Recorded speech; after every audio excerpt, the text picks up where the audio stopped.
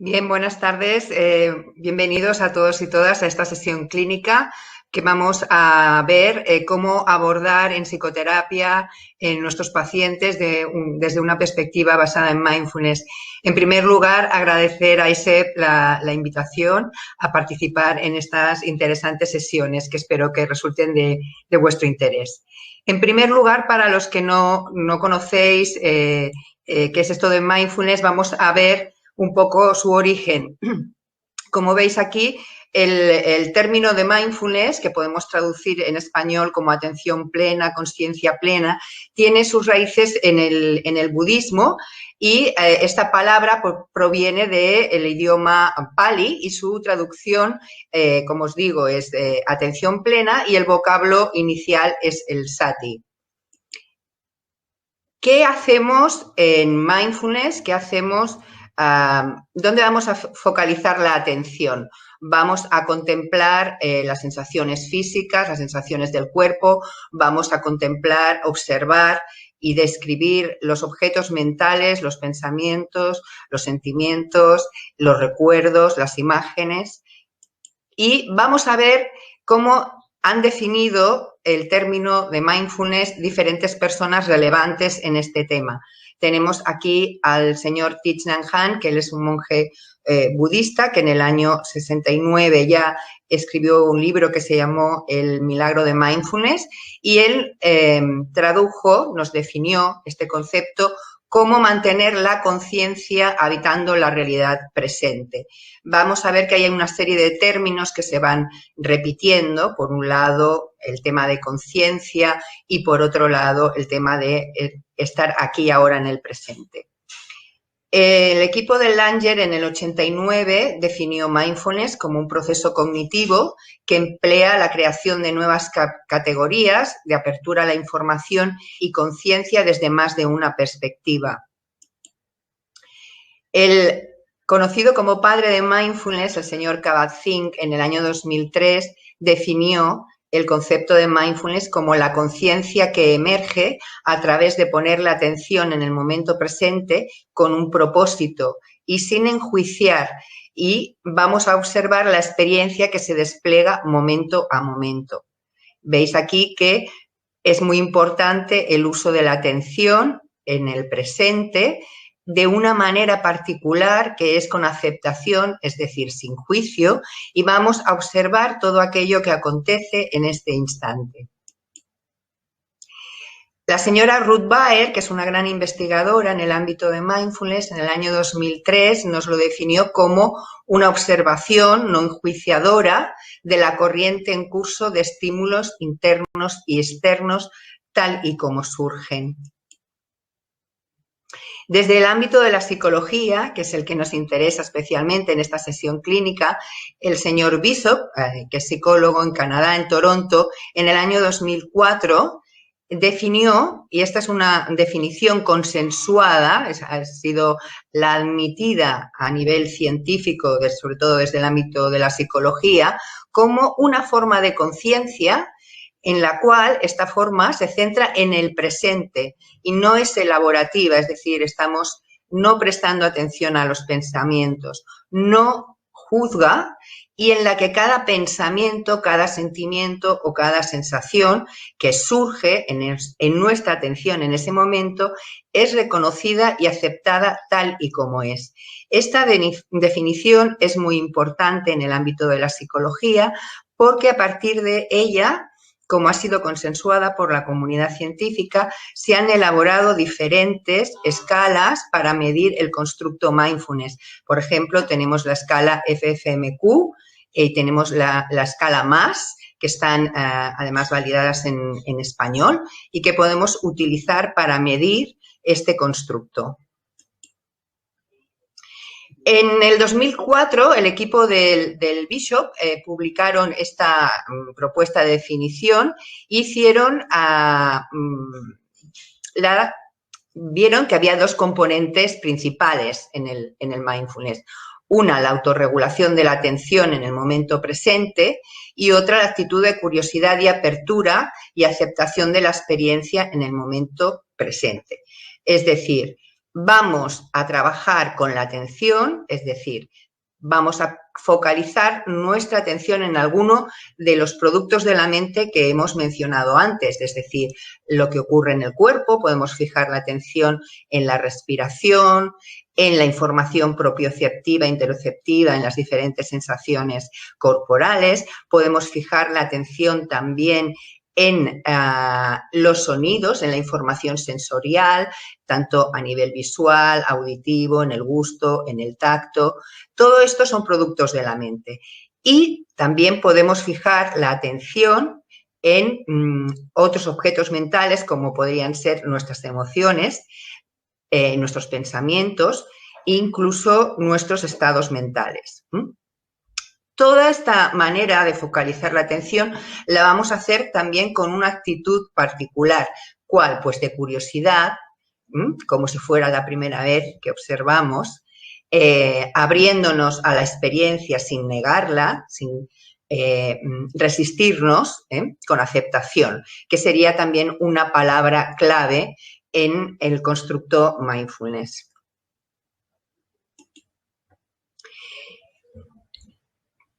Entonces, cuando practicamos la atención plena, cuando trabajamos en psicología y cuando practicamos atención plena,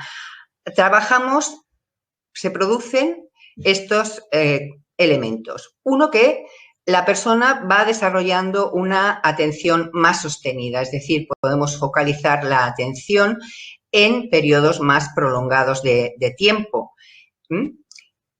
También, como veis, hay una intención en la atención, es decir, vamos a fijarla de manera intencional en algunos de los objetos mentales. Como os decía, podemos fijar la atención en la respiración, en un pensamiento, en observar los sentimientos, en las sensaciones del cuerpo, y vamos a ir reconociendo lo que acontece dentro de nuestra experiencia interna.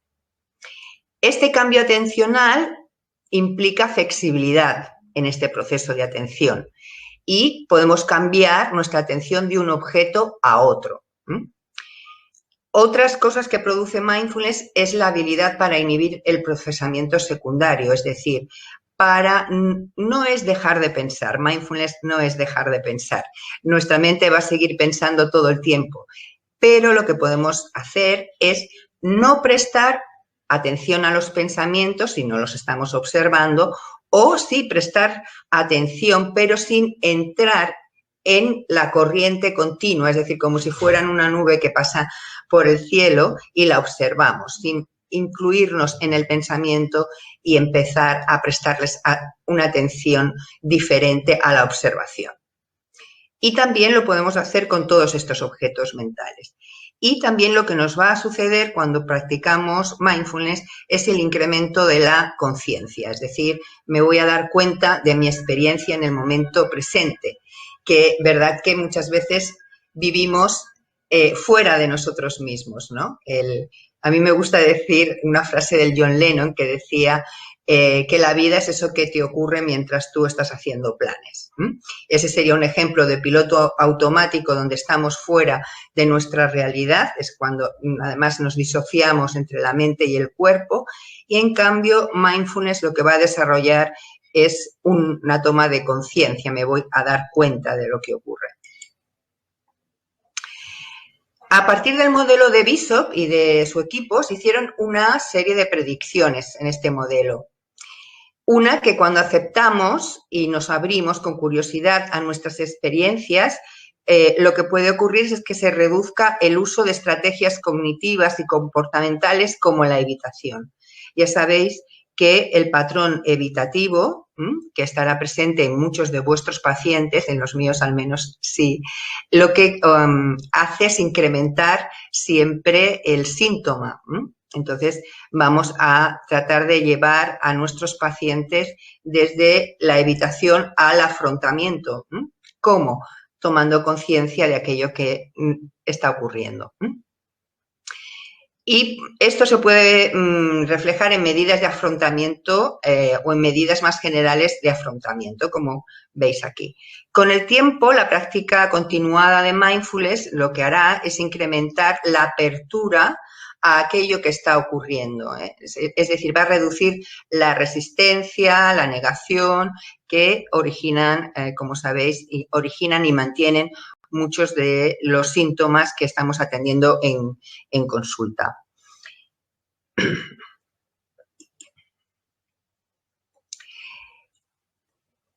Incorporar la aceptación puede propiciar que el malestar emocional sea menos desagradable y amenazante, mejorando la tolerancia al malestar. Es decir, en mindfulness no vamos a tratar de evitar el malestar, sino que a veces yo les digo a mis pacientes, quédate con tu malestar un rato, ¿no? Para aprender precisamente a manejarlo y a ver que el malestar va a pasar inmediatamente si no luchamos contra él. Es decir, cuando yo acepto la experiencia interna, el sufrimiento se reduce. Es así. A través de la investigación, de la experiencia íntima, esta observación de lo que ocurre en mi mente y de la interconexión cuando veo cómo mi pensamiento, mis emociones y mis sensaciones físicas están conectadas finalmente con aquello, con mi comportamiento y con mi conducta, podremos encontrar cómo manejarlo de una manera mucho más adaptativa. En mindfulness tenemos muchísima investigación en este momento. Está creciendo de manera exponencial en la última década, sobre todo, pero se pueden contar ya por miles. Entonces, tenemos evidencias científicas de cómo mindfulness cambia nuestro cerebro. Por ejemplo, quiero mencionar aquí una investigación muy importante de la doctora Sara Lazar, en el que ella, pues a través de, escogió una muestra y esta muestra se dividió en dos grupos. Un grupo iba a realizar un entrenamiento en mindfulness durante 8 semanas de forma diaria y el grupo control pues no lo iba a realizar. A ambos grupos se le escanearon, se le tomaron imágenes del cerebro de estas personas que participaban en este estudio y al finalizar el entrenamiento de 8 semanas se vieron 3 cambios en nuestro cerebro de la gente que estaba en el grupo que realizó la práctica de mindfulness. Un cambio importante fue en la ínsula. La ínsula, ya sabéis que cuando estamos deprimidos, las personas que tienen depresión, la ínsula se crece, hace más grande.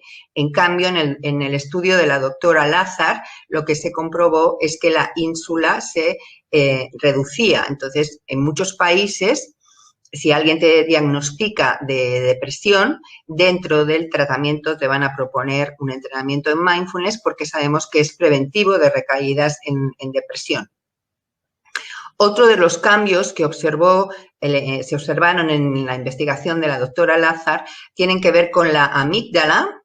Ya sabéis que la amígdala es un órgano de nuestro sistema límbico y estas amígdalas parecen que están todo el rato preguntándose si la situación vivida en este momento es amenazante o peligrosa o es injusta. Si la respuesta es que sí, estas amígdalas van a activar neurotransmisores para enviar la información a todo nuestro cuerpo, que entonces va a actuar o bien desde la evitación o bien desde el afrontamiento. Entonces, aquí en esta diapositiva os resumo los cambios cerebrales que se han podido observar con la práctica de mindfulness. Cambia el córtex cingulado anterior, que tiene que ver con la regulación de la atención, cambia la percepción, incrementa la consciencia corporal, que tiene que ver con la ínsula. Hay una nueva regulación emocional y revaloración de las situaciones, que tienen que ver con el córtex prefrontal dorsal. Hay una regulación emocional que tiene que ver con la exposición, extinción y reconsolidación, en las que están implicadas la amígdala y el hipocampo, y hay cambios en la perspectiva del self, que tienen que ver con con el córtex cingulado posterior y con la ínsula. El entrenamiento en mindfulness genera hemos visto impactos notables en nuestro sistema límbico, que lo tenéis aquí, que es el centro de las emociones del cerebro, se conoce como cerebro emocional, reduciendo la actividad de la amígdala, y que está presente en las respuestas al estrés, al miedo y a la rabia. Es decir, por ello sabemos que mindfulness reduce el estrés, reduce la intensidad del miedo hasta que le resulta más manejable a la persona y reduce la intensidad de otras emociones como por ejemplo la rabia. En este estudio del 2004 lo que comprobaron es que cultivar esta forma de consciencia facilita la regulación de las emociones más difíciles para las personas y que genera un mayor bienestar y una mejor atención profesional. Es decir, hay estudios que comprueban que aunque la persona, el profesional, no trabaje directamente con mindfulness con sus pacientes, si el profesional lo realiza, y aquí os quiero insistir mucho, esto ya va a tener un impacto en vuestros pacientes. Por ejemplo, tenemos una tesis doctoral del doctor Martín Asuero, que la realizó aquí en Barcelona, y la hizo con profesionales de la medicina, de atención primaria, y también en esta investigación pues hubo un grupo de profesionales de la medicina que hicieron entrenamiento en mindfulness y otro grupo que no, y este estudio midió muchas variables, pero una de las que tuvo en cuenta fue el nivel de satisfacción de los pacientes y resultó que los pacientes del grupo de profesionales de la medicina que habían estado realizando mindfulness estaban más satisfechos con la atención profesional recibida. Y esto es fácil de entender porque si recordamos lo que supone la práctica de mindfulness en nuestro cerebro y en nuestra manera de estar presente en la situación, pues fácilmente vamos a poder conectar mejor con nuestros pacientes y vamos a estar más pendientes de lo que les ocurre a ellos que no de nuestros propios pensamientos, hipótesis o situaciones que estemos viviendo en ese momento en la entrevista. Bien, aquí ahora os quiero proponer que experimentemos las personas que estáis presentes en esta sesión clínica, que tengamos una experiencia que luego, si queréis, al final de la sesión podemos comentar y compartir qué os ha ocurrido, sabiendo que todo lo que ocurra estará bien. Una de las cosas que os tengo que avisar es que no esperéis estar atentos todo el tiempo, ni mucho menos.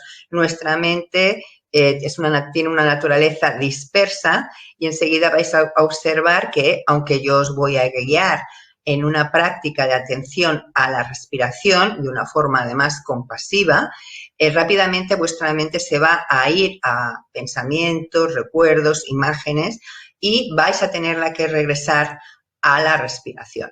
Esto es lo que ocurre normalmente. Mindfulness no es dejar de pensar, no es tener la mente en blanco, no es dejar de sentir, no es dejar de sentir dolor, entre otras cosas, y a lo que sí es una forma de entrenar la atención.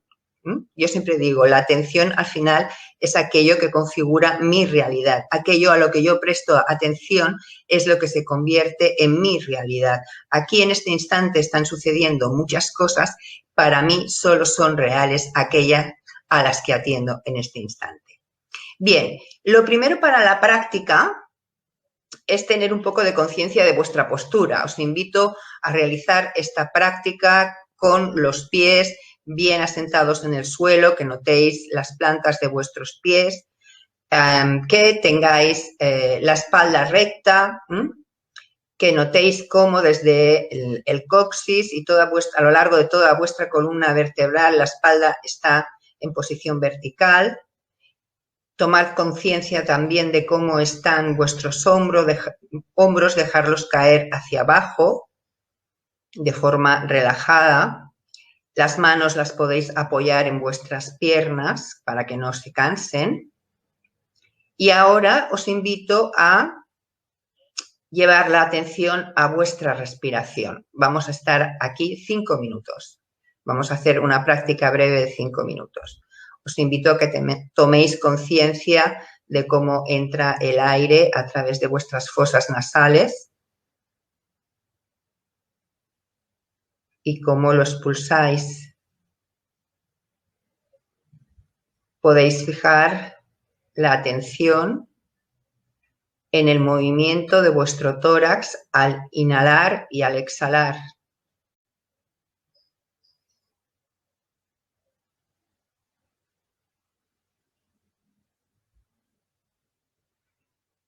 Podéis notar, podéis percibir el movimiento de cómo se ensancha vuestro tórax cuando inhaláis el aire y cómo se contrae cuando lo exhaláis.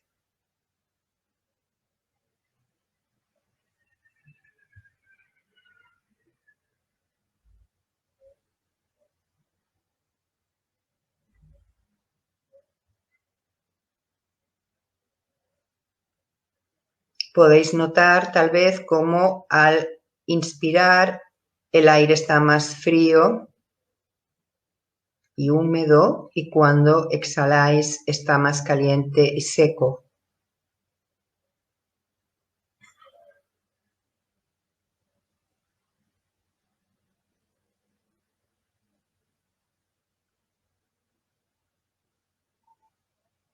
Os invito a llevar la atención a vuestra respiración.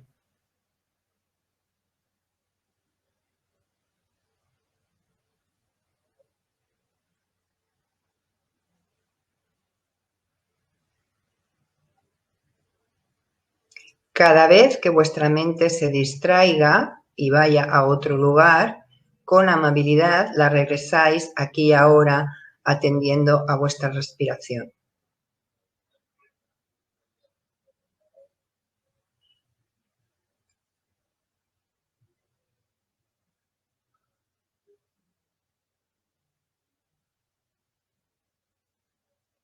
Ahora os propongo que cuando inspiréis, al inspirar, os digáis mentalmente, inspiro y me calmo, exhalo y sonrío. Podéis, si queréis, dibujar una sonrisa. Así vamos a ir repitiéndonos internamente con cada inhalación, inspiro y me calmo, exhalo y sonrío.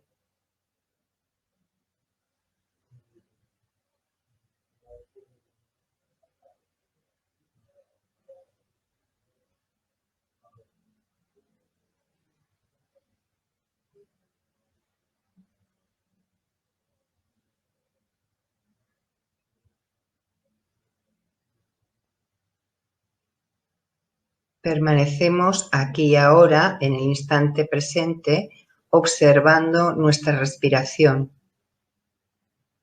dejando ir los pensamientos, las emociones o cualquier otro producto de nuestra mente.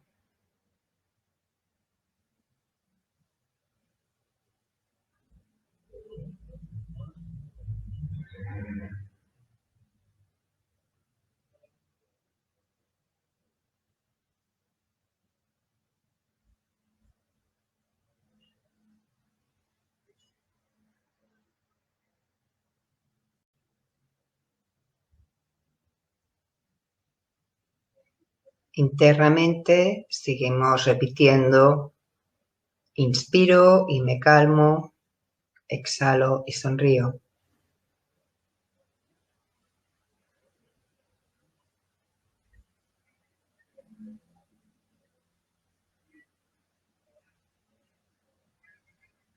Si aparecen pensamientos, los dejo ir como si fueran nubes en el cielo o hojas arrastradas por la corriente de un río.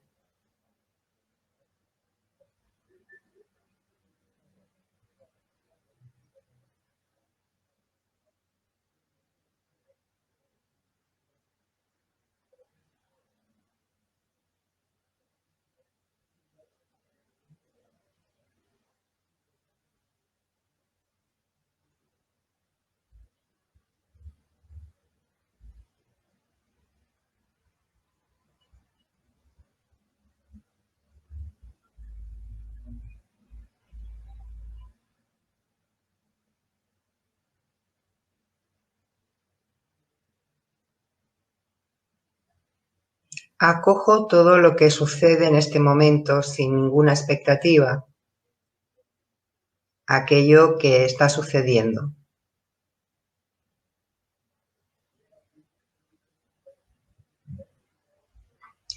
Ahora os invito a contar 3 inspiraciones y exhalaciones y en la tercera habremos acabado esta breve práctica que os propongo que al final de la presentación podamos comentar qué os ha sucedido con ella. 1, 2 y hasta aquí. Si os parece, al final, como os decía, comentamos todo lo que hayáis experimentado, que todo estará bien. Y voy a presentaros ahora un caso que creo que será muy interesante ver cómo yo lo he ido aplicando con una paciente en concreto, la que os voy a presentar a continuación. A esta psicoterapia le he puesto el título de El poder del pensamiento convertido en un hecho, porque esto lo observamos muchas veces en nuestras sesiones de psicoterapia, cómo las personas confundimos los pensamientos con hechos reales, cuando muchas veces no son así. Y os voy a presentar a esta paciente, que se trata de una mujer cuando acude a consulta de 39 años, que ha sido derivada por una amiga que también había sido paciente mía en este caso. Lo que explica como motivo para iniciar las sesiones de psicoterapia es su estado de angustia, que le provocan un malestar físico importante, en el que observa temblores, una fuerte sensación de frío en el cuerpo. Y yo siempre pregunto cuáles han sido las soluciones que han intentado. Y ella hasta ese momento había intentado distraerse o hacer actividades que la relajaran. Me explica que ella y su marido habían comprado hacía 5 años un piso y que los problemas de esta angustia y de este estado de ansiedad que me refiere empiezan ya la primera noche que duermen en este piso nuevo. En esta primera noche ya notó una fuerte angustia y ella la asocia a los ruidos del ascensor. Lo que me explica es que ella está oyendo unos ruidos muy fuertes del ascensor y que eso le provoca miedo a que sus hijos, que en ese momento tienen 7 y 4 años, se despierten por estos ruidos y que no puedan dormir. Y estos pensamientos son los que le generan este estado de temblores, de frío y de ansiedad. Entonces, ella decide ir a las reuniones de la comunidad de vecinos. Y es una mujer con mucha capacidad de liderazgo, tanto que consigue que la comunidad de vecinos acepte cambiar el motor del ascensor, porque ella cree que el problema del ruido que su problema es el ruido que genera el motor del ascensor y decide asistir a estas reuniones de la comunidad de vecinos y solicitar que lo cambie y lo consiguen. Y en ese momento, pues, cree que su problema ha desaparecido.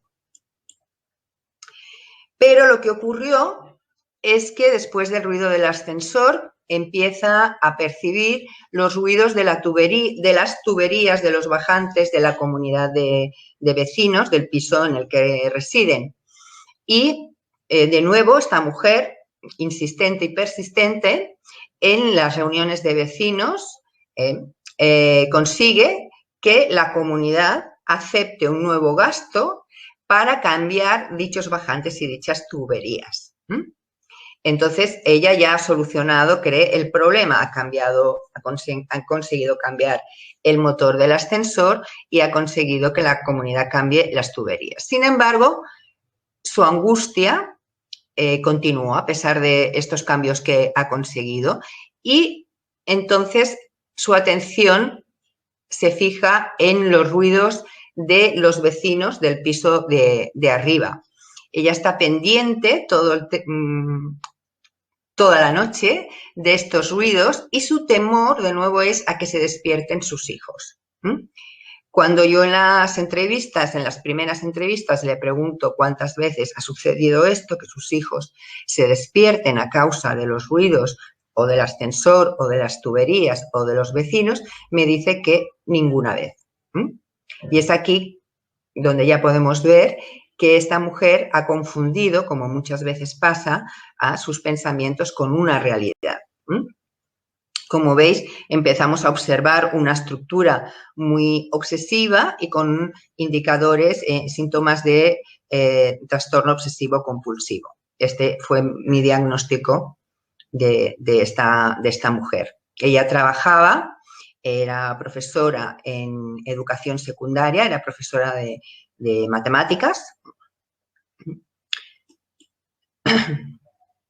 Y cuando exploro cuál es su autoconcepto, cómo se percibe a sí misma, ella me explica que es controladora, que es impaciente, que tiene muchos pensamientos anticipatorios para resolver los problemas antes de que se produzcan. Me explica, por ejemplo, que ella ya en torno a los 6, 7 años le preguntaba a su mamá, preguntas tipo, mamá, ¿qué has pensado que vamos a hacer si se produce un incendio? O mamá, o papá, ¿qué has pensado que podemos hacer si tenemos un terremoto? Terremotos en Barcelona, yo creo que no he vivido ninguno, Pero su mente ya de niña anticipaba todos estos escenarios terroríficos y ella intentaba hacer estrategias de control, ¿no? Para mitigar esta ansiedad que le producían estos pensamientos. También observamos un sistema de pensamiento muy polarizado, las cosas o son blancas o son negras, muchos pensamientos anticipatorios, qué podría pasar si, ¿no? Y si, el y si aparece constantemente en las entrevistas. Cuando exploro cuándo está peor su ansiedad y cuándo está mejor, ella me refiere que esta ansiedad empieza a las 9 de la noche y se mantiene hasta las 11. En este momento es muy física, tiene temblores, tiene esta sensación de frío y esto le hace estar muy pendiente de los sonidos, en este caso de los vecinos, que era algo que todavía no había resuelto, y había subido de forma frecuente al piso de los vecinos para quejarse de sus ruidos. Y ya una vez los vecinos, las últimas veces que ella había subido, le habían dicho, no entendemos lo que te ocurre, porque a veces tenemos miedo hasta de respirar, ¿no? Esta devolución de los vecinos a ella le confrontó un poco como, ostras, a lo mejor me estoy pasando. Y es cuando acude a consulta. Entonces, yo ya en las primeras visitas voy a plantearles a mis pacientes que empiecen con la práctica de la atención plena. En la explicación siempre incluyo los resultados de la investigación, porque es así, creo que es algo que ayuda a adherirse a las personas al tratamiento, si pueden comprobar las investigaciones y los resultados que han obtenido. Y les doy links para que tengan guías. Nosotros tenemos un canal web, un canal de YouTube, perdón, donde tenemos guías, están en catalán. También recomendamos a colegas como la Yolanda Calvo Gómez que están en español, o hay personas que se bajan aplicaciones en apps que están en el móvil. Algunas de ellas son bastante buenas para que en el inicio les puedan guiar la práctica. En consulta yo puedo hacer alguna breve práctica con ellos o con ellas para que entiendan más de qué estamos hablando con la práctica de la atención plena, y luego les remito a estas herramientas para que les ayuden en su práctica diaria. Porque les señalo lo que decía la investigación de la doctora Lázar, que os refería antes. Esta investigación nos dice que la práctica para obtener estos resultados, estos cambios cerebrales, es de en torno a media hora cada día, y la frecuencia es diaria. Una de las cosas más difíciles es conseguir que las personas, nuestros pacientes, consiguen hacer un hábito. Con esta paciente no hubo ningún problema, pero es cierto que os vais a encontrar con muchos pacientes que van a tener problemas para establecer un hábito. Es la parte más difícil de mindfulness. Y como decía uno, mindfulness no es difícil, lo que es difícil es querer hacer mindfulness. Lo que ocurre es que cuando nuestros pacientes acuden a nosotros con bastante sufrimiento, el sufrimiento es un gran motivador de empezar a practicarlo. El problema es que cuando este sufrimiento baja, dejen la práctica. Y ahí yo siempre les digo, esto es como ir al gimnasio. Si tú vas al gimnasio 8 semanas, seguro que tu musculatura se va a fortalecer y se va a desarrollar. Pero si dejas a las 8 semanas de ir al gimnasio, volverá a su estado inicial, y esto es lo que va a ocurrir si dejas la práctica de mindfulness. Aquí es muy importante que los profesionales tengamos una práctica de mindfulness, porque si no, no vamos a poder acompañar en el proceso, en las dificultades, en los obstáculos a nuestros pacientes. No vamos a entender qué les ocurre con la práctica, porque no vamos a tener nosotros ese proceso. Entonces, de nuevo, recordaros que para poder utilizar esto en psicoterapia es imprescindible que vosotros lo utilicéis. Es más, aunque no lo utilicéis con vuestros pacientes, eso ya va a tener, como os decía, por la investigación del Martín Asuero, va a tener un efecto en vuestros pacientes. Pero bien, con el caso que os presento, esta mujer... lo bueno de trabajar con personas obsesivas es que también hacen la práctica de forma obsesiva. Y como esta mujer en este momento tenía mucho malestar, ella decidió que tenía un hueco al mediodía en el que ella ya había dejado de trabajar y sus hijos todavía no habían regresado del colegio, y iba a hacer la práctica de mindfulness. Entonces, en este caso, como os digo, es una persona con un trastorno obsesivo compulsivo. Hago este recorrido, es decir, para cada sintomatología hay un recorrido diferente. En la primera semana hizo media hora de atención a la respiración, media hora diaria. En la segunda semana, atención a las sensaciones corporales, que también se conoce como el body scan. Aquí ya cambiamos el foco de atención.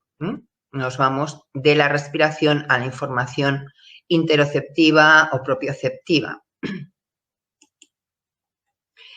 En la tercera semana va a hacer la práctica de atención a las emociones, y en la cuarta semana la práctica de atención a los pensamientos. En la tercera sesión con esta mujer, conforme el síntoma de la angustia va bajando, esto es como, ya sabéis que en psicoterapia siempre es como un iceberg, ¿no? El síntoma es la parte de arriba, es la más visible, pero el problema suele estar abajo, en la parte que no se ve del iceberg, ¿no? La que está por debajo del agua. Entonces, en la tercera sesión empezamos a ver un poquito más el problema, y es su miedo a la soledad, que es un miedo bastante compartido, ¿verdad?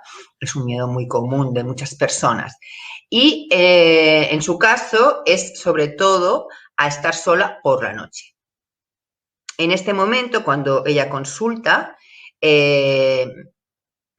que ocurre es que su marido, que tiene un trabajo que le obliga a viajar, y como una semana al mes va a estar fuera de casa, ella se traslada en ese momento con los niños a casa de sus padres, porque no soporta quedarse sola por la noche con los niños.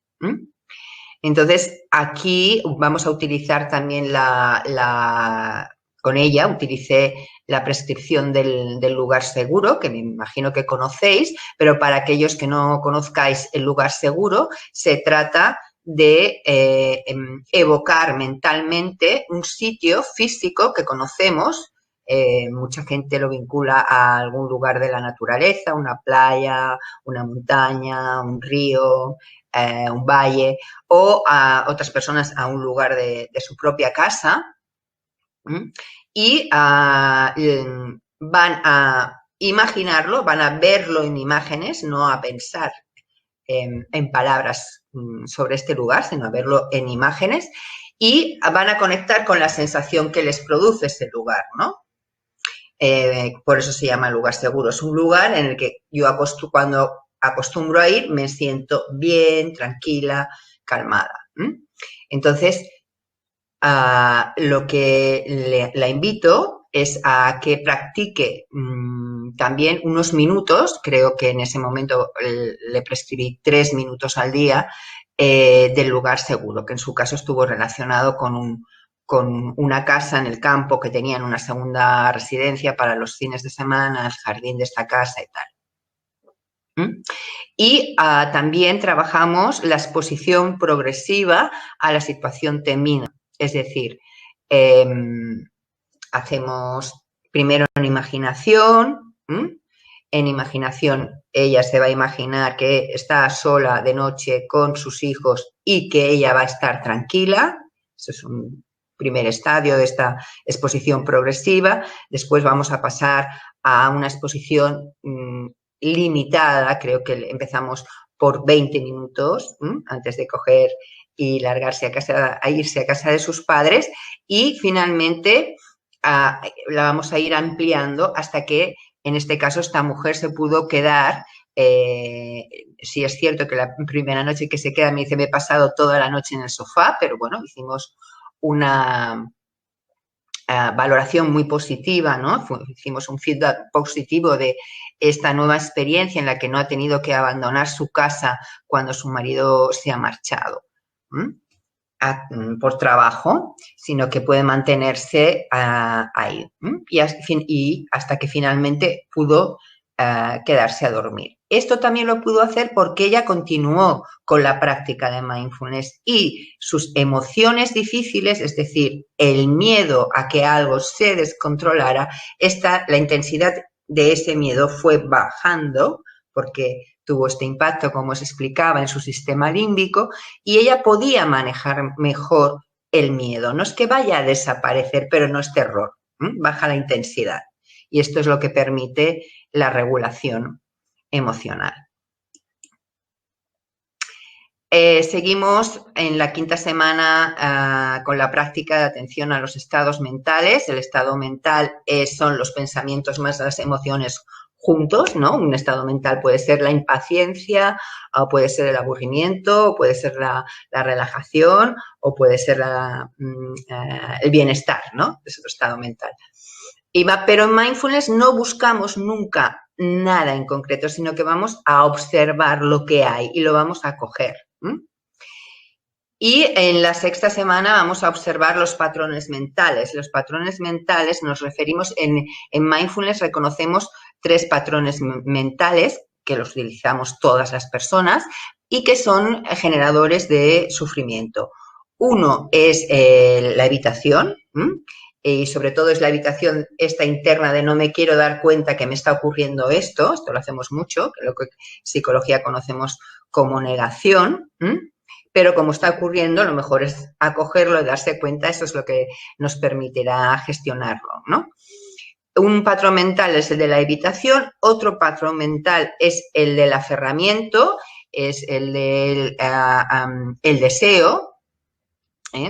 Aquí, así como en el evitativo, la mente está centrada en evitar el malestar, no voy a aquella situación porque creo que va a pasar no sé qué, o no me conecto con eso que hay dentro de mí porque creo que no sé qué. En el aferramiento está movido más por el principio del placer, es decir, algo me está sentando bien y quiero que continúe, pero ya sabemos que las cosas empiezan y acaban, todo, también lo agradable, igual que lo desagradable. ¿Por qué es desadaptativo? porque las cosas acaban y si yo me quiero mantener ahí voy a tener un problema. Y el tercer patrón es el ilusorio, que yo lo ilustro siempre con o normalmente con el cuento de la lechera, que no sé si conocéis.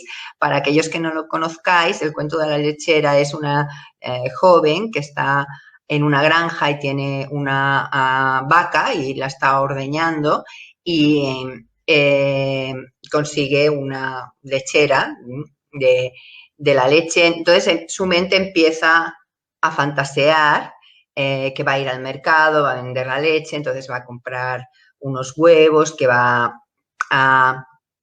de los huevos va a conseguir gallinas y gallos, que entonces venderá los gallos, entonces conseguirá ovejas y cabras y de ahí ella ya se imagina con una nueva granja, ¿no? Más grande y mejor que la que tiene.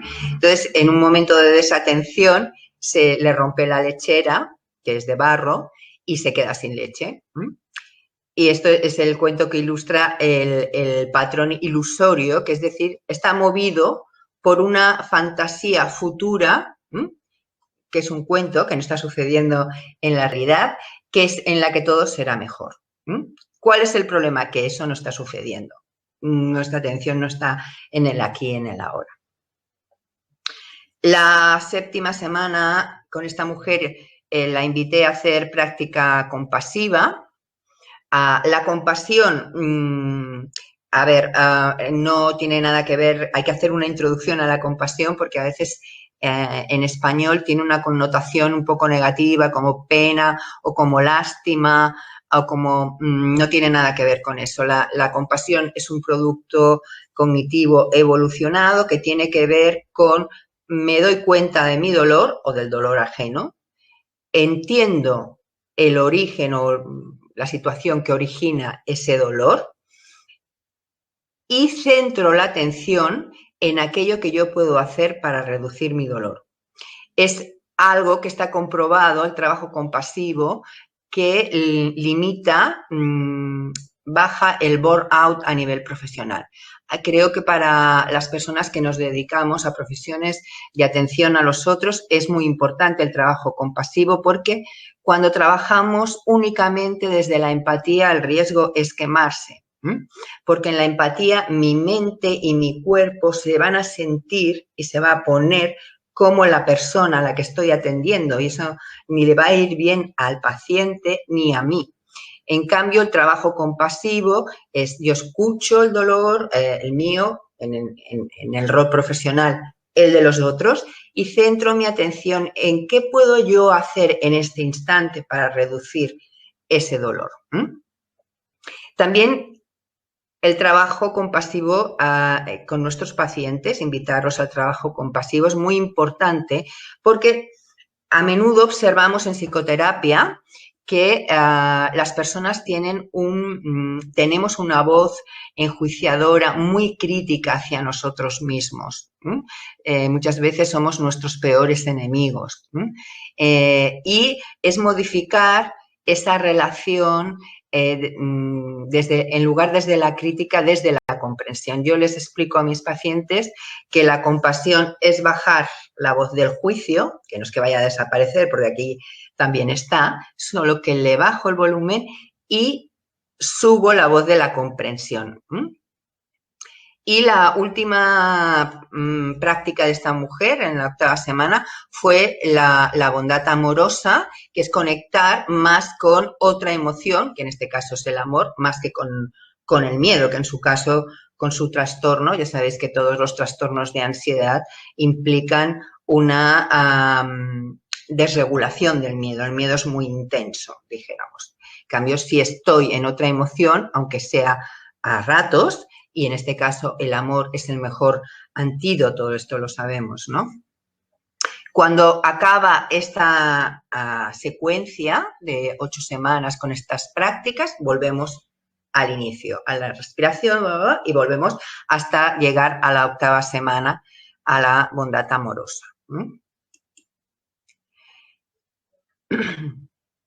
Esta mujer lo que comentó es que a las 16 semanas su ansiedad había desaparecido y lo que nos contaba es que su vida se había vuelto mucho menos complicada. Nos decía, ojalá hubiera empezado antes. Y a las 20 sesiones fue alta. Y es una mujer, yo siempre digo, me he ido especializando en el trastorno obsesivo compulsivo casi porque tengo muchos pacientes con este tipo de trastornos, dijéramos que para todo el espectro de ansiedad, pero también para la depresión, la perspectiva de mindfulness va a mejorar notablemente el estado de estas personas. Entonces, aquí esta mujer había confundido cosas que os quiero comentar con especial incidencia. Una, que confundía sus pensamientos con hechos. Esto también nos pasa a los profesionales. Yo siempre digo, tenemos hipótesis, pero las hipótesis no son una realidad. No hay que enamorarse de nuestras hipótesis como profesionales. Entonces, la práctica de mindfulness, cuando empezamos a practicar la atención a los pensamientos, nos permite crear un estado más, lo que llamamos en psicología, de fusión cognitiva, ¿no? Yo no soy eso que estoy pensando, pero tampoco soy eso que estoy sintiendo. Es decir, puedo poner mi identidad en otra cosa que no sea mi pensamiento y mis emociones. Por eso es muy importante. Otra cosa es el tema de las emociones, ¿no? Todas las emociones son positivas o todas las emociones son negativas. No depende de la emoción en concreto, sino que en mindfulness nos damos cuenta de lo que depende es de la intensidad de la emoción. Es decir, si la emoción sube mucho, su intensidad, llega un momento que secuestra nuestro sistema límbico, es decir, el sistema límbico toma el control de todo nuestro cerebro, está diseñado así nuestro cerebro, y nuestra respuesta va a estar únicamente condicionada por la información emocional. Y como podéis suponer, esto es poco adaptativo, porque ahí vamos a tener comportamientos muy impulsivos que no nos van a permitir poder llevar la información al córtex y pensar. Por lo tanto, siempre es necesario bajar la intensidad de las emociones, de las que tienen buena prensa, es decir, emociones como la alegría tienen muy buena prensa, en cambio el miedo o la rabia no tienen tan buena prensa. Y yo siempre entiendo que no es la emoción, sino la intensidad. Por ejemplo, cuando la alegría es muy intensa, le llamamos euforia. Y ya sabéis que las personas cuando tenemos estados eufóricos tomamos generalmente muy malas decisiones. Y cuando tenemos, por ejemplo, pacientes con un trastorno bipolar, cuando están en la fase de euforia, ¿verdad? Es cuando originan muchos problemas. Compran, se separan, dejan el trabajo, movidos por esta euforia que no es, les hace no poder percibir las situaciones adecuadamente y responder de forma adaptativa, sino que su sistema límbico ha quedado secuestrado por una emoción. Es decir, da igual, es verdad que cada uno tenemos emociones difíciles que nos cuestan más de gestionar, ¿no? Y generalmente eso tiene que ver con nuestra educación emocional que hayamos recibido en la familia o en la escuela, aunque no haya sido una educación explícita, sino que muchas veces este tipo de información es implícita, ¿no? Las familias nos enseñan a cómo manejar o cómo admitir o no admitir, negar determinadas emociones, ¿no? Yo estaba recordando ahora un paciente que me decía, no, pues yo no tengo envidia, nunca he tenido envidia. Y yo le decía, ostras, pues tú debes ser del planeta Plutón como mínimo, porque todas las personas humanas sentimos envidia, sentimos celos, sentimos rencor, sentimos odio. El problema no es sentir eso, sino qué vamos a hacer con ello. El problema no es sentirlo, es mucho más problema negarlo, ¿no? Es decir, como mindfulness sabemos que incrementa la capacidad de darme cuenta de lo que me ocurre, de acogerlo sin negarlo, eso es lo que facilita la gestión de aquello que me está ocurriendo. Para esta mujer fue muy importante poder bajar, y para muchos de nuestros pacientes que vienen con un estado de ansiedad, angustia elevado, poder bajar ese miedo, la angustia, ya sabemos que en los trastornos de la ansiedad, incluido el trastorno obsesivo compulsivo, el miedo es muy intenso y es el que domina el cerebro, la mente de esa persona. Entonces, al poder bajar la intensidad del miedo, que no desaparece porque somos humanos, y ya os digo que mindfulness no es dejar de sentir, sino lo que sí es baja la intensidad y eso facilita la regulación emocional. ¿Por qué? Porque me permite llevar la información desde el sistema límbico al córtex y también incorporar el pensamiento, ¿no? También es cierto que en psicoterapia también nos encontramos el ejemplo totalmente contrario, o sea, una persona muy racional, ahora estaba recordando a otro paciente, este no vino por un trastorno de ansiedad, sino que vino por un estado depresivo, y este paciente, un hombre al que todavía estoy atendiendo, pero está ya mucho mejor, llegó con lo que conocemos como alexitimia, o sea, él no incorporaba la información emocional. Eso también un problema, porque no te das cuenta de lo que estás sintiendo. Es diferente darme cuenta de que mi conducta esté determinada por aquello que siento únicamente, ¿no? Entonces lo vamos a trabajar de otra manera distinta. Aquí, en este caso, con este hombre, este paciente actual, mi trabajo ha sido más llevarlo a la observación de las emociones, ¿no? La observación de los sentimientos, la observación de los estados mentales. Los estados mentales, sabéis que es pensamiento y emoción juntos, ¿no?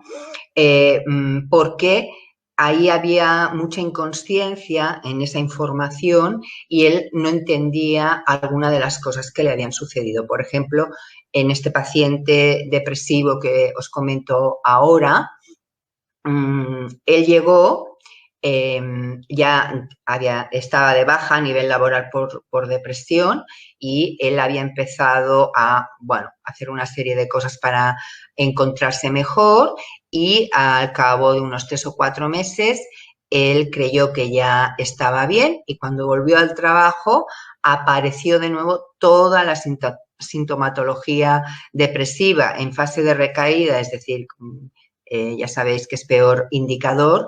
Entonces, es en esta recaída de la depresión que aparece en consulta. Y con él también hemos hecho un trabajo de mindfulness importante y ya sabéis que en este caso, en la depresión, aparece lo que llamamos la tríada cognitiva depresiva, ¿no? Un mal autoconcepto, en el sentido de no valgo, no soy lo suficientemente bueno, competente o alguna cuestión similar.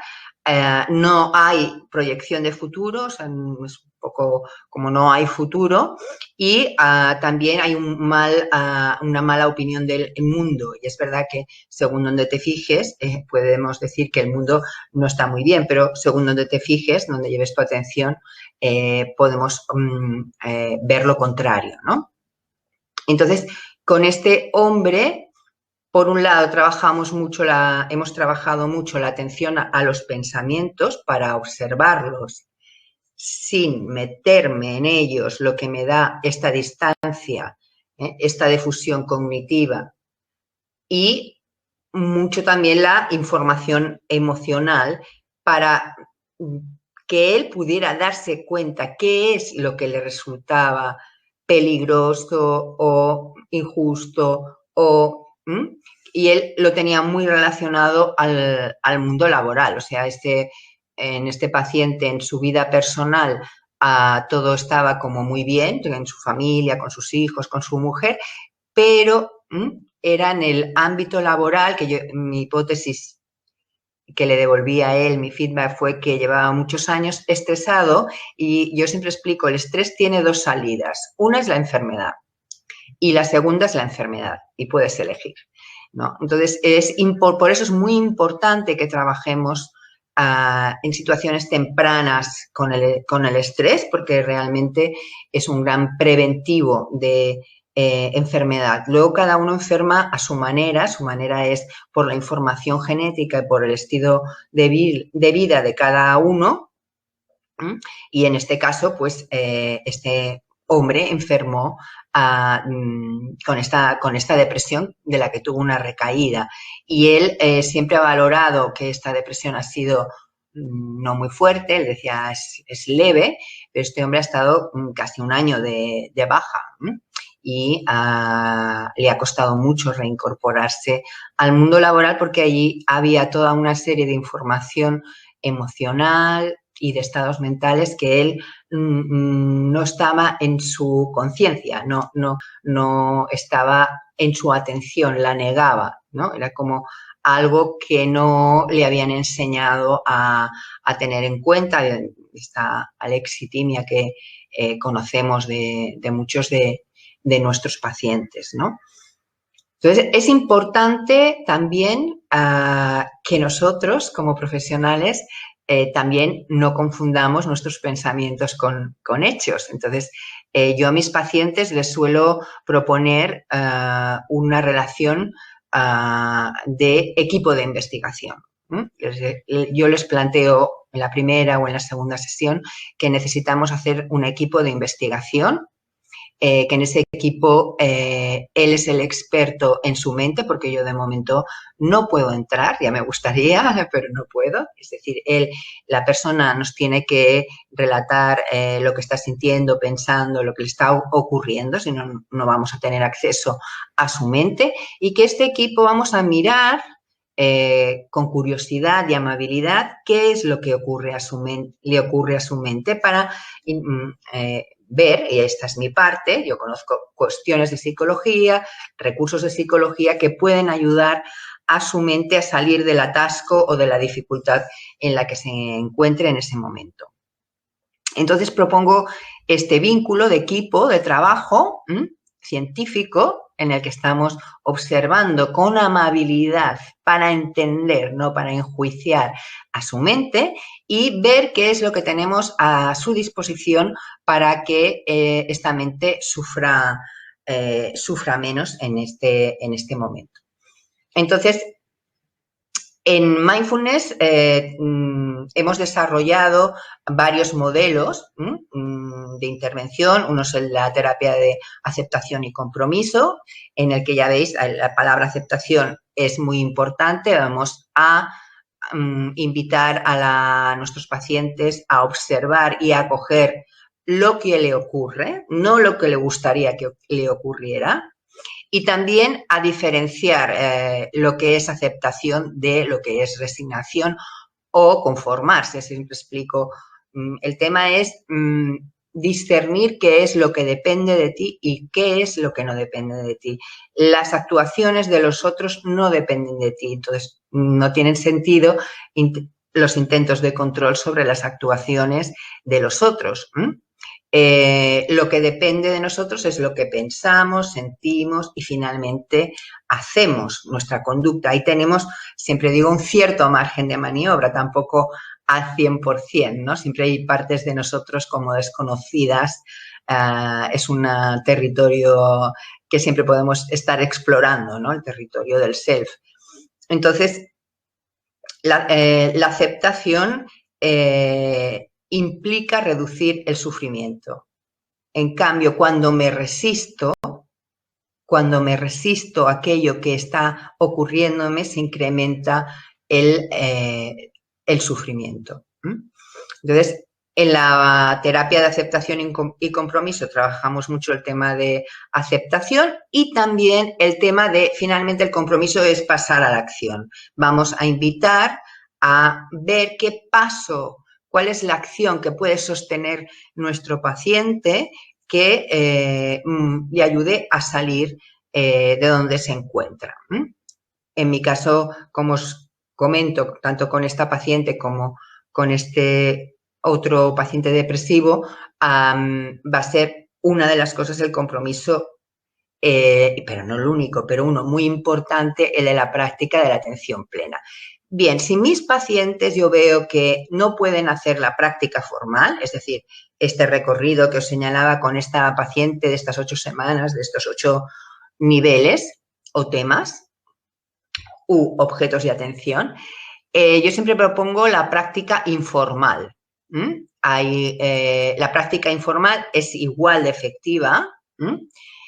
Para muchos pacientes va a ser más fácil de poderla realizar, porque se trata de encontrar una actividad del día a día, una actividad ya cotidiana, en la que la puedan transformar en un momento de atención plena. Por ejemplo, yo suelo proponer actividades como la ducha o cepillarse los dientes o alguna caminata, que muchas veces es algo que se produce en el día a día. Generalmente la gente se ducha una vez al día y no se trata de, les digo, no se trata de entrar en la ducha ya pensando en la primera reunión de trabajo y en lo que me van a decir o en lo que tengo que decir, sino voy a entrar en la ducha con la intención de atender a la información sensorial. Es decir, voy a notar el agua, la temperatura del agua, la presión del agua, el olor del jabón o el gel que utilice, la esponja, el tacto sobre mi cuerpo.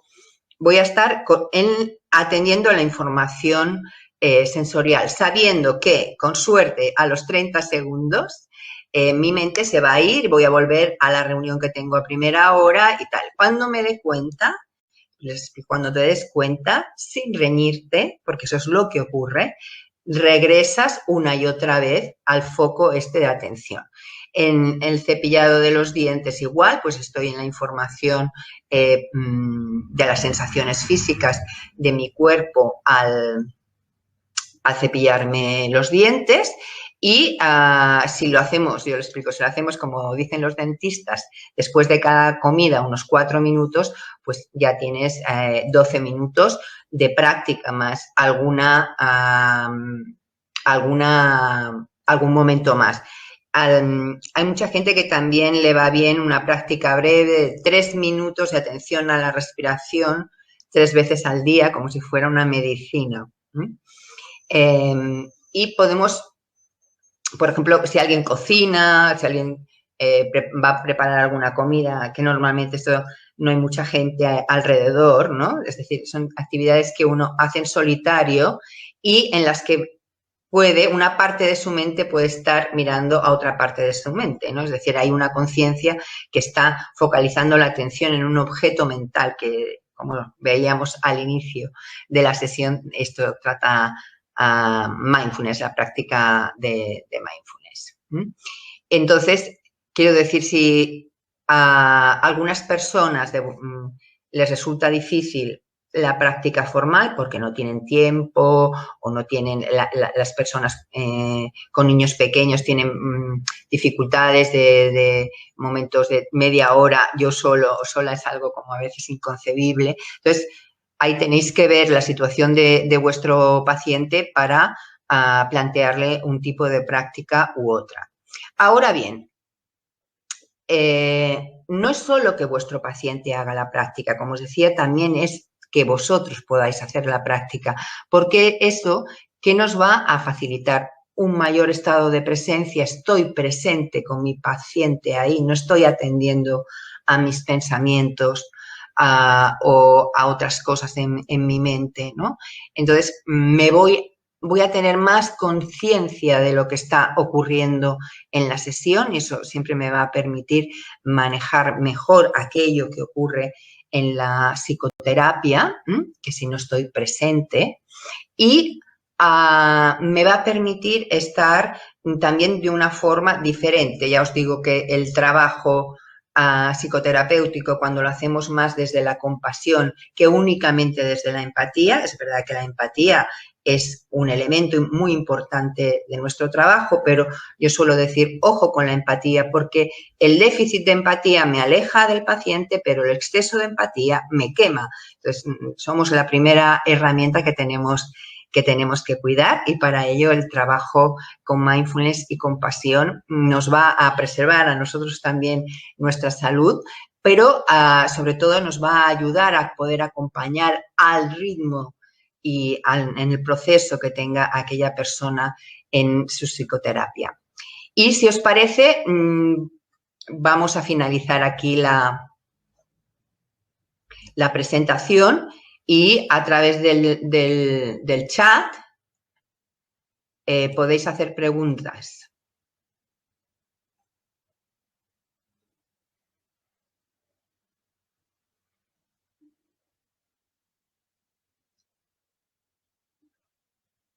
Ahora estoy leyendo, a ver si tenéis preguntas en el... ¿Se ha aplicado la atención plena en casos de trastornos de la conducta alimentaria? Por supuesto, como una herramienta más. Aquí en Barcelona está el Instituto de Trastornos Alimentarios ITA. En ITA trabajan con mindfulness con sus pacientes. Yo en estos momentos tengo a 3 pacientes con trastornos de la conducta alimentaria. Evidentemente no es la única herramienta, pero es una herramienta poderosa. Y sí, se trabajan. Por ejemplo, en la formación que tenemos en Mindfulness y Psicoterapia hay todo un seminario de aplicación en los trastornos de la conducta alimentaria.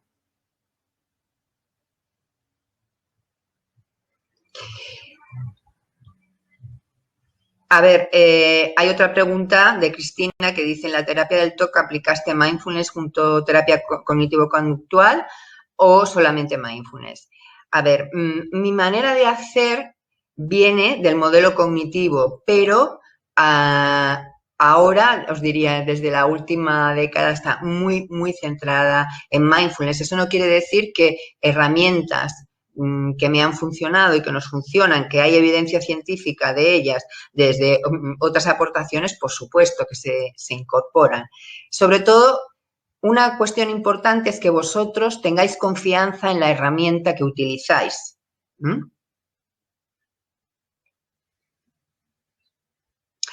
La exposición progresiva es algo como la desensibilización sistemática. Sí, se parece, es esto, sí. Solo que aquí, además, podemos unirlo con mindfulness. Es decir, por ejemplo, cuando yo trabajo, sobre todo cuando está el paciente en imaginación, visualizando esta situación que le resulta amenazante, yo le suelo decir: vale, ahora quédate con el malestar, respíralo, atiéndelo, obsérvalo. Y lo que sucede cuando las personas no salimos corriendo a nivel mental de aquello es que la propia inercia te va a sacar de ahí. Es los pensamientos que genera eso con respecto a esa experiencia interna lo que nos hace darnos problemas.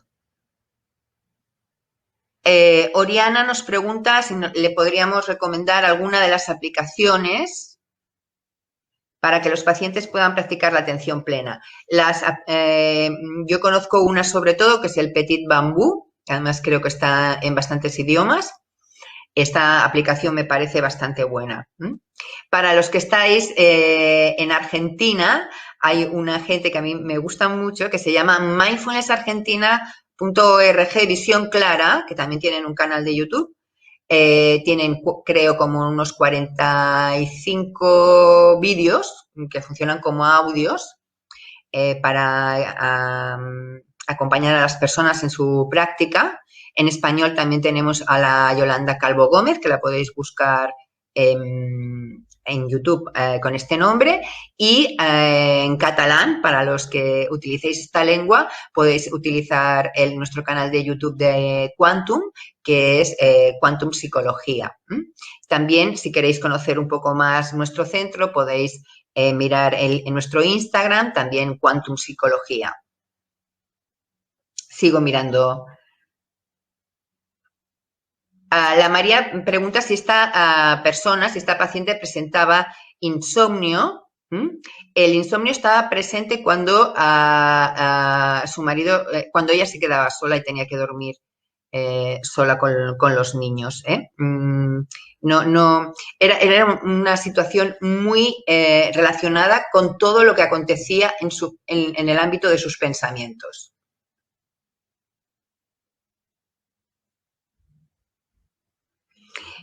Gracias por vuestros comentarios sobre lo que pasó cuando estuvimos estos minutos atendiendo a la respiración.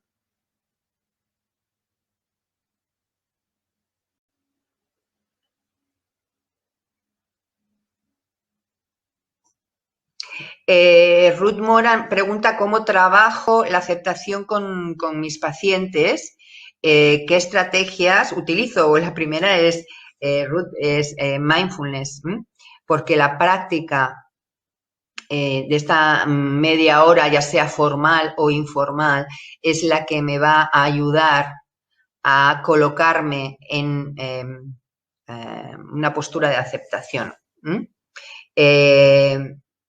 También, desde luego, con señalamientos, ¿no? También utilizo otras herramientas, por ejemplo, que combinan muy bien con mindfulness. Utilizo mucho el método de la Byron Katie, con su magnífico libro de Amar lo que es un método para cuestionar el pensamiento. Y fijaros que el título no es Acepta lo que es, sino que lleva un pasito más allá y dice amar lo que es.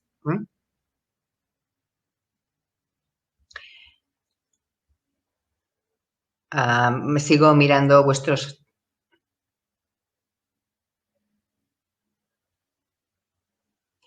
Bien, Marina pregunta cómo diferenciamos la aceptación de la resignación. Es una pregunta muy buena. Yo suelo hacer un esquema que a veces les dibujo directamente en un folio y es hay un eje vertical y otro horizontal. Entonces, en uno está la aceptación y en otro está la resignación. En uno está lo que yo puedo cambiar y en otro lo que yo no puedo cambiar. Cada vez que yo puedo cambiar algo y no lo hago, me estoy resignando. Pero cada vez que yo intento cambiar algo que no puedo cambiar, me estoy quemando. Entonces, la primera pregunta es les invito a mis pacientes a que piensen si ellos o ellas tienen incidencia en esa situación, si pueden cambiar algo de esa situación. Porque muchas veces, lo habréis observado tanto como yo, las personas estamos empeñadas en cambiar a los otros, a nuestro marido, a nuestro hijo, a nuestra hija, a nuestros compañeros de trabajo, a nuestro jefe, cosas sobre las que no tenemos ninguna incidencia. En cambio, nos abandonamos y dejamos nuestra gran herramienta que somos nosotros mismos y nuestra mente. Entonces, esta es la primera pregunta para diferenciar. ¿Yo aquí puedo hacer algo?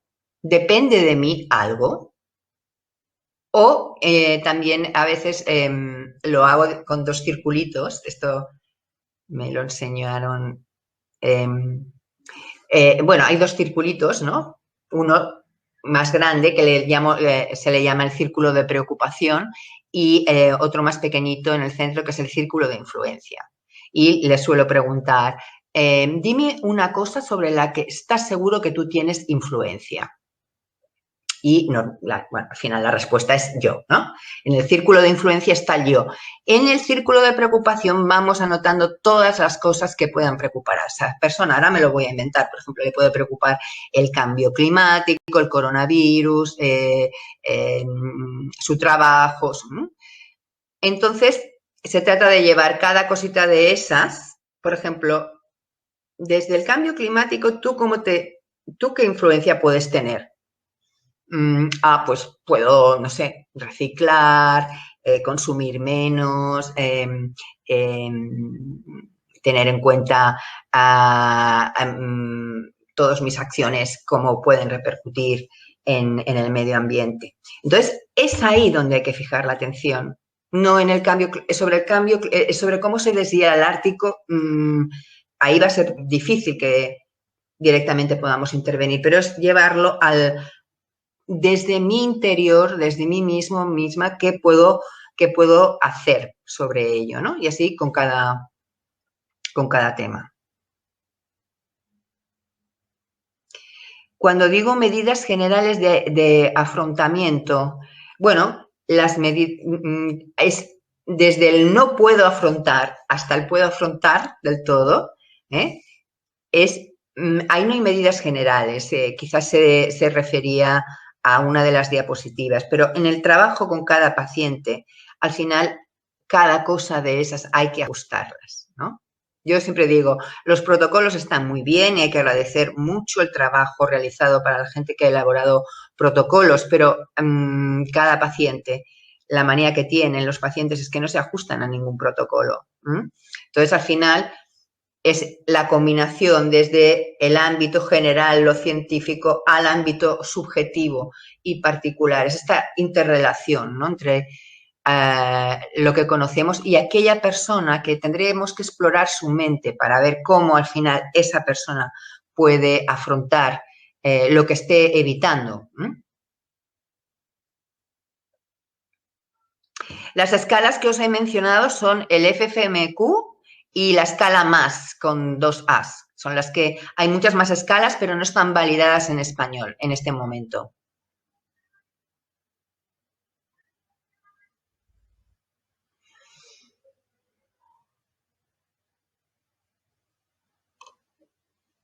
Bueno, creo que ya he respondido todas las cuestiones. No sé si tenéis más. Voy a subir a ver si... Vale, sí, aquí hay más preguntas. A los trastornos sexuales se podría aplicar el mindfulness, por supuesto. Hay mi socio Dani Borrell, que creo que ha hecho también alguna sesión clínica con vosotros, aunque ha sido sobre inteligencia emocional, que es terapeuta sexual, utiliza mindfulness para trabajar el tema de las disfunciones sexuales. ¿Algún modelo para ayudar a los pacientes a desarrollar el hábito de mindfulness? Aquí, más que modelos, es entender y comprender la vida de aquella persona. Y habrá personas, habrá pacientes como esta que os he presentado, con esta mentalidad obsesiva que desde el minuto 1 se pone a hacer la práctica formal de media hora y tal, por eso obtiene estos resultados tan rápidos y espectaculares, y otros pacientes más caóticos, ¿no? Siempre decimos, hay pacientes que están en el caos y otros que están en la rigidez, ¿no? Y ambas cosas nos van a generar problemas. Por eso en Mindfulness siempre hablamos de encontrar la vía de en medio, que es tan difícil, ¿no? Y cada día se pierde el equilibrio, ¿verdad? Pero para los que están más en el caos, por ejemplo, ahí pues voy a utilizar mucho más el tema de qué actividad del día a día puede convertirlo en un momento de atención plena. Y ahí hay un gran abanico. Por ejemplo, ahora recuerdo una paciente que me decía, yo mientras tiendo la ropa, en mi casa hacemos una lavadora diaria, y entonces mientras que, o sea, no era solamente al tenderla, sino también al recogerla y doblarla, que decir que esto ya llevaba más tiempo, ¿verdad? Ella estaba ahí en la sensación, en el tacto, en la información del tacto, del olor, en la información sensorial. Entonces, al final, el método es entender a tu paciente y ver qué es para él lo posible y al ritmo de cada paciente, porque os he puesto una paciente que desde el minuto 1, pero habrá otros que han pasado 5 sesiones y no han podido todavía empezar con la práctica de mindfulness. Bueno, pues no pasa nada. Lo que yo suelo explorar mucho, como sé que es tan bueno, sé que la investigación nos habla de muy buenos resultados, es algo al que exploro en cada sesión. Cómo te ha ido la práctica, dificultades, qué has podido hacer, qué no has podido hacer, y vamos explorando qué cosas. Hay algunas cosas que te proponen que yo prefiero que no. Por ejemplo, todo lo que tenga que ver con conducir una moto, una bicicleta, no. Ahí no puedes estar haciendo mindfulness, ahí tienes que estar concentrada, que es otra cosa diferente de la atención plena, ¿no? Caminar, sí. La gente que hace deporte, algún deporte, si haces natación, puedes estar haciendo natación con atención plena. De hecho, en muchos deportes se utiliza mindfulness también para adquirir una mayor conciencia del movimiento y hacer estas modificaciones para tener como mejores resultados, ¿no? en la práctica deportiva. Entonces, no hay un modelo general, el modelo es acompañar a tu paciente a ver qué práctica para él es posible. No, la sesión de mindfulness no es una sesión de mindfulness, es una sesión de psicoterapia donde yo tengo la mirada desde el mindfulness, es decir, voy a trabajar con aceptación, sin juicio, voy a trabajar de forma compasiva y yo también hago mi práctica. Y hay otro modelo, se ha hablado de la aceptación y compromiso, hay otro modelo muy importante desde la perspectiva de mindfulness, que es el de la dialéctica comportamental, que además se utiliza en trastornos de personalidad, en tipo los trastornos límite, que sabemos que es algo muy complicado de manejar, ¿verdad? Entonces, ellos, por ejemplo, aquí en Barcelona, en el Hospital de San Pablo, están utilizando la dialéctica comportamental, que implica mindfulness, pero es todo un modelo también de entender la enfermedad, ¿no?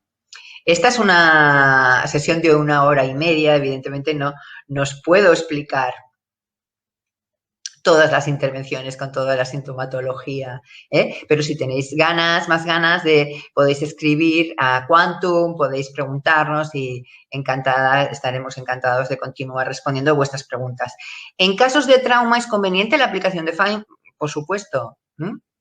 En trauma, evidentemente, vamos a utilizar también técnicas de trabajo con trauma. Mindfulness, la práctica de mindfulness no es la única herramienta, ¿no? Yo, por ejemplo, utilizo MDR y utilizo integración del ciclo vital. La primera es de la Francine Shapiro y MDR y integración del ciclo vital de la Peggy Page. En niños hay un libro fantástico, Alejandra, que se llama Tranquilos y atentos como una rana, que está en español. Y es de la Snell, que es una mujer holandesa que se ha especializado en el trabajo de mindfulness con niños. Muchas escuelas lo están introduciendo porque tenemos un grave problema social con la atención, ¿no? ¿Verdad? Estamos todo el día con el móvil, es que no estamos nunca donde estamos. Entonces, no me extraña que suba el déficit de atención, pero somos súper desatentos, ¿no? Entonces, hay muy buenos trabajos con niños. Hay también un trabajo que lo encontráis por internet que se llama Aulas Felices, que es una gente de aquí de Zaragoza, que ha desarrollado todo un programa desde P3, o sea, desde los 3 años hasta final de bachillerato, o sea, con casi 18, para aplicar en las escuelas el tema. Muchas gracias por vuestros comentarios. Por supuesto, en grupo, mucho más potente. Judith pregunta si es recomendable la práctica de mindfulness en grupo. Claro, hay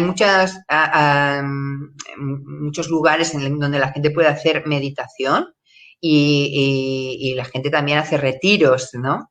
En grupo. El grupo va a tener una fuerza que es diferente a la persona individual. Por otro lado, a gente le sirve también como compromiso, ¿no? Me apunto a este grupo y así voy a hacer la práctica. Violeta me pregunta mi correo, si es soledadcalle@quantum con Q y M final, Quantum Psicología, todo junto.com. soledadcalle@quantumpsicología.com. Petit Bambú es la aplicación, sí. Para autoestima, por supuesto que se utiliza. ¿Por qué? Porque voy a mejorar la relación conmigo. Es una relación desde lo compasivo, desde el problema, ¿verdad? En la autoestima muchas veces no lo hemos encontrado en nuestras sesiones, no es la parte de mí que me gusta, no. El problema es qué hago con la parte de mí que no me gusta, que critico, que quiero que sea de otra manera. Y ahí, si no desarrollo una relación compasiva, sino que la relación es desde la exigencia, el perfeccionismo, etcétera, pues sabemos que voy a tener problemas de salud.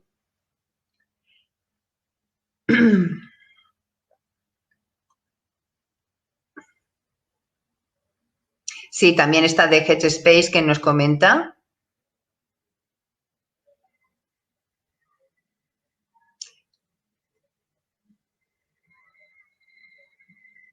Bueno, a Cristina nos pregunta formaciones en el ámbito de la psicología clínica de mindfulness. Podéis mirar el posgrado de mindfulness y psicoterapia que os decía, que es de la Universidad de Barcelona.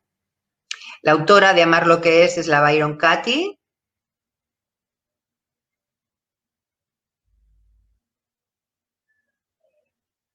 La Byron Katie.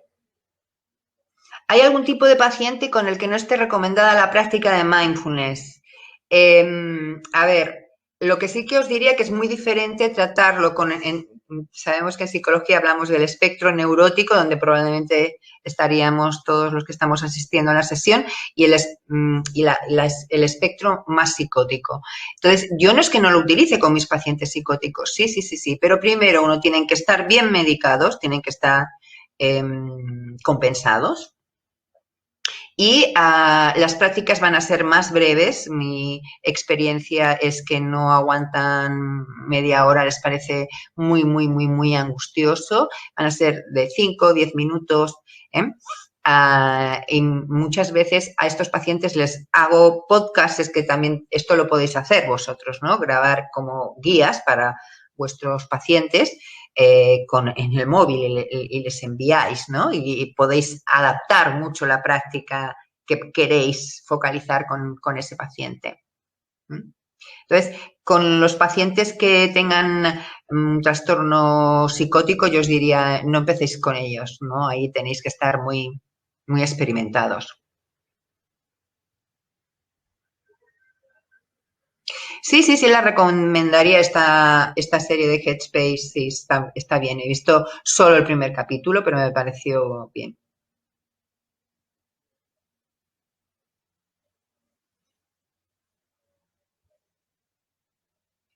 Bien, estamos 5 minutos fuera ya del horario, entonces, como os he dado mi dirección de correo y también os puedo dar la web de quantumpsicología.com y nuestro Instagram, que es Quantum Psicología. Podéis poneros en contacto conmigo cuando queráis. Estaré encantada de seguir respondiendo a vuestras preguntas, pero tenemos que asumir que las cosas tienen un inicio y tienen un final. Y entonces, si os parece, lo dejamos aquí. Encantada de vuestros comentarios y espero que haya sido de vuestro interés y que, sobre todo, que os ayude en vuestro trabajo y en vuestro crecimiento profesional. Muchas gracias por vuestra atención. ¿Quieres estar al día de todo lo que ocurre en ISEP? Síguenos en las redes sociales y no te pierdas nada. Actualidad, entrevistas con expertos, masterclasses, sesiones clínicas, vida estudiantil, eventos y mucho más. Podrás encontrarnos en Facebook, Twitter, LinkedIn, Instagram y YouTube. Además, ahora podrás convertirte en el protagonista de nuestros perfiles sociales. ¿Cómo? Muy sencillo. Cuéntanos cómo está siendo tu experiencia en ISEP. Muéstranos cómo es tu día a día o comparte las fotos de tus mejores momentos. Acuérdate de etiquetarnos o de usar el hashtag #ExperienciaISEP. Así podremos compartir el contenido con el resto. Recuerda, juntos hacemos ISEP.